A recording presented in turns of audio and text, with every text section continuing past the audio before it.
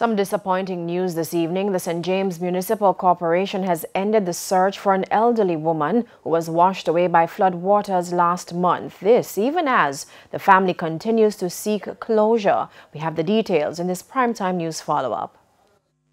It's been more than 3 weeks since tragedy struck the Walters family in St. James. 12-year-old Janelle Walters and her grandmother were swept away by flood waters in the Montego River. They were traveling in a car being driven by Mrs. Walters' husband, who was rescued along with another family member. But the 12-year-old was found dead, and the search for her grandmother continued. At the recent St. James Municipal Corporation meeting, Deputy Mayor of Montego Bay, Richard Vernon, announced that after 21 days, they have decided to call it quits. He explained that the corporation had exhausted all available resources, to include boats, search equipment, and divers. The state agencies and the community members, members of the Seventh-day Adventist Church, members of the legal fraternity, they all came out and they supported the initiative, and of course, our members from the municipal corporation. All came out and supported the initiative. Unfortunately, we still can't identify, recover, or point to any evidence of Miss Beryl Waters, and that is why we decided to call off the search. The family has been trying to stay positive. Just hoping for the best.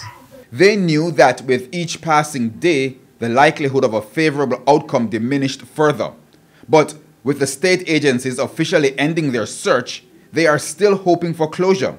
They have filed a missing persons report with the police. Therefore, the police will have to continue pursuing the matter until some closure can be had. So for now, it is sad, but the reality is that we had to bring all the joint efforts to a halt. Herman Green, TVJ News. Still in St. James, a risky operation in Portobello Thursday night as teams from the Jamaica Fire Brigade and the police rescued 7 students who were marooned. As Sandy Williams reports, in the midst of the good news, an appeal from the police to residents. It's not easy standing here and watching and waiting because it gives me a nervous feeling. The mother of 2 of the students who were marooned in Portobello St. James Thursday evening, describing the chilling moments before rescue efforts began. She says her children told her earlier in the day that they were going to the river with friends to have some fun. I guess the rain and probably they didn't pay. You know, young people, them, and all the while them take things seriously. So probably them never pay the water any mind.